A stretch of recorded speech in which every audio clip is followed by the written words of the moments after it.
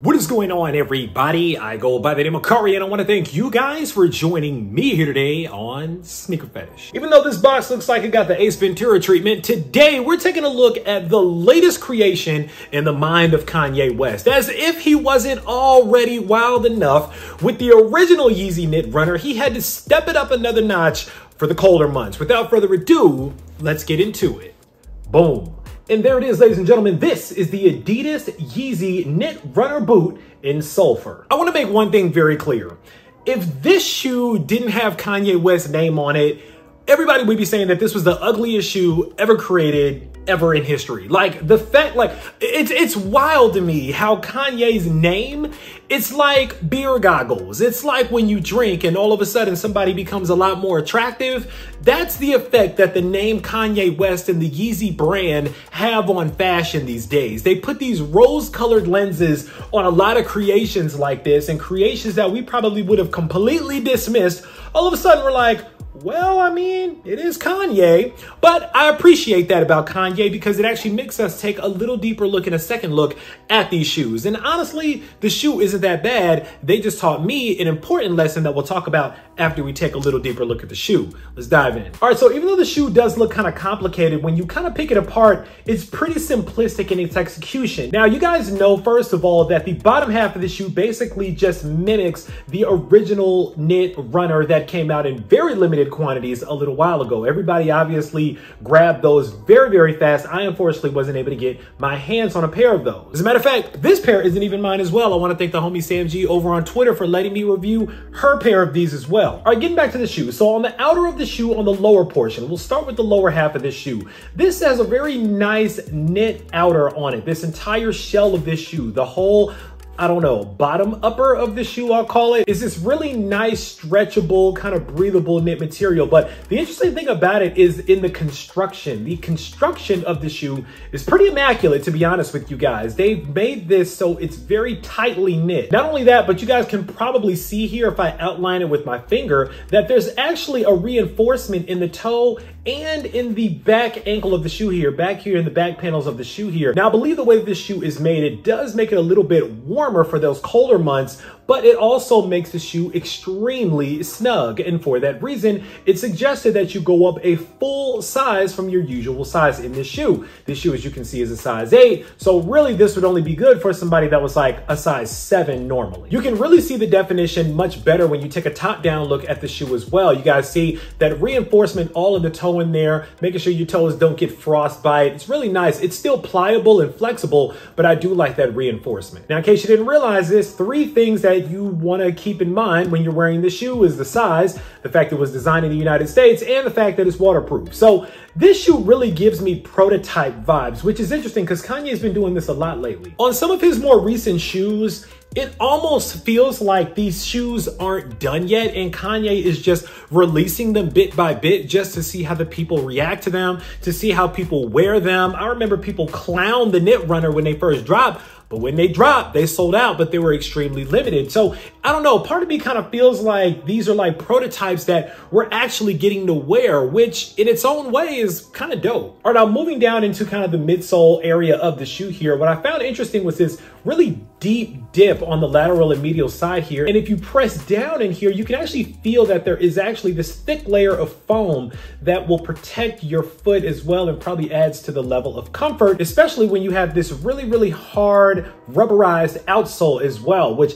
I actually like the outsole, especially for the intended purpose of this shoe, which is to wear in very harsh, very cold climates and probably very icy climates as well. This traction pattern on the bottom of these shoes makes it so you're probably going to get fantastic traction even in the iciest conditions, which is dope. Now let's get to the upper on this shoe. Now there's 3 main materials that I noted in the upper of this shoe, but I think 2 of those materials are kind of derived from one another. Now the first material here, everybody is calling this canvas, and I understand, again, I guess it is kind of textile, kind kind of canvas material. But if you really feel this material, I thought to myself, it feels really familiar. Where have I felt this from? And then it dawned on me, this feels like a Carhartt jacket. If you guys are familiar with Carhartt and Carhartt's materials, that's probably the go-to brand when it comes to clothing for people that work and live outside in more harsh environments. All their stuff is really insulated very well, and it's constructed very, very well to resist wind, resist dirt, resist water,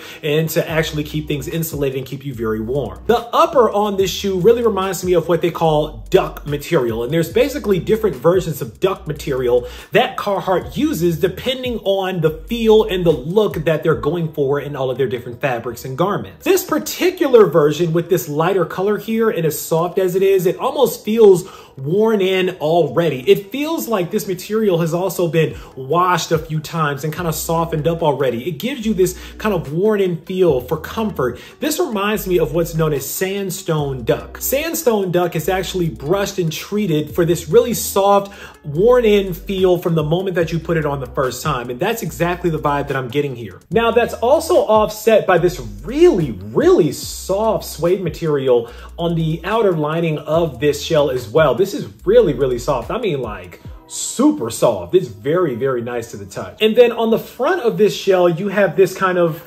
nylon material.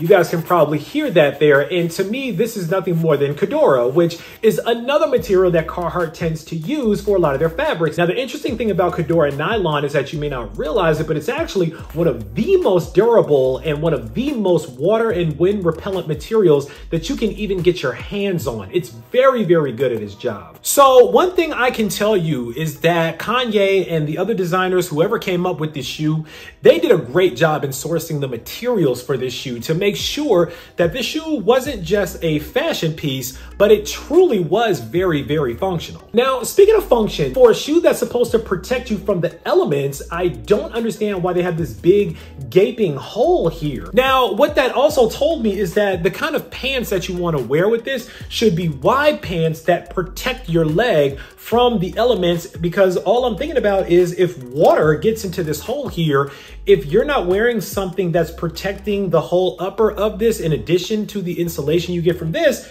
water's just gonna go directly into the shoe, and it's gonna get inside of the shoe, down inside of the shoe, and that's gonna be a problem. So I believe that the intended use of this was to probably wear some kind of an overall suit or some kind of a big duck suit, something like that, that can cover the entire upper of this portion of the shoe. I don't think that the boot portion was really made to be seen as much as it was intended for its functionality to be there as far as its insulation. I truly do feel like we were only supposed to still see the bottom half of this shoe here, and it was supposed to basically just look exactly like the knit fronter, just with a more rugged bottom. But you know, people will be people, so they're gonna wear it any kind of way. I've seen people wearing skinny jeans that were down inside of here.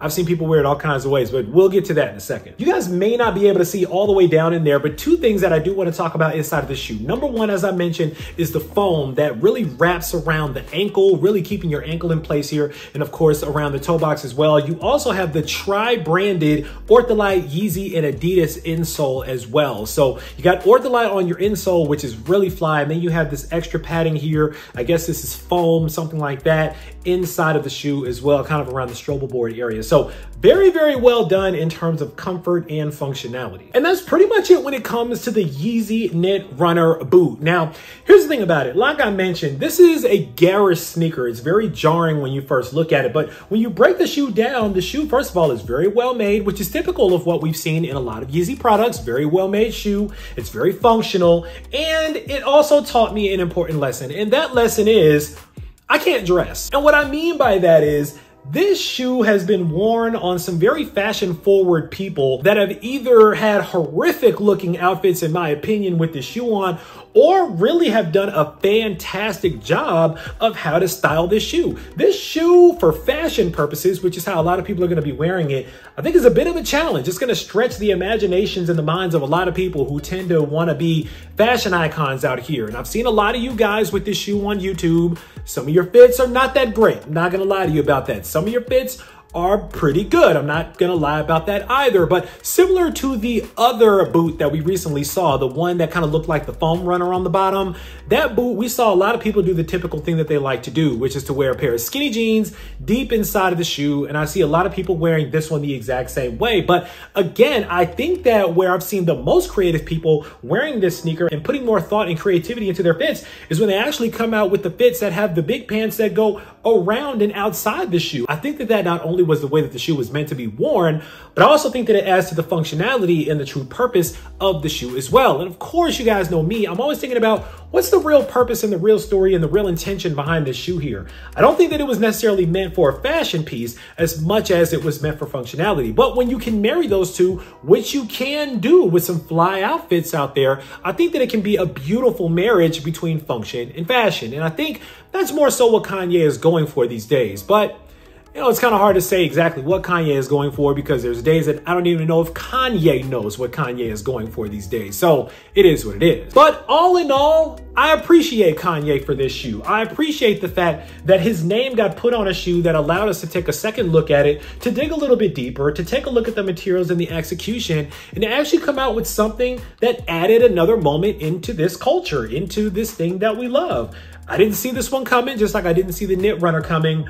But somehow it's found a place throughout this whole landscape of sneakers and streetwear. And I guess I'm excited to see what comes next. So that's pretty much all that I got to say about these. Now it's time for you guys to sound off down in the comments. Let me know what you guys think about the Adidas Yeezy Knit Runner boot. Did you guys completely run away from these, especially at the $400 price tag that was dropped on these? My goodness. Or did you guys go ahead and put these on your must cop list? Did you guys grab these up? I'm really interested to know your opinions on these, so sound off down below. Let me know. Of course, right down in the comments, make sure that you click on that subscribe button so we can welcome you into the Sneaker Fetish family to make sure you don't miss out on any more heat that comes through like these, because I guarantee you, I got a lot more heat on the way. As always, I want to thank you guys for joining me today on Sneaker Fetish, taking a look at these with me, unboxing them with me for a couple of minutes.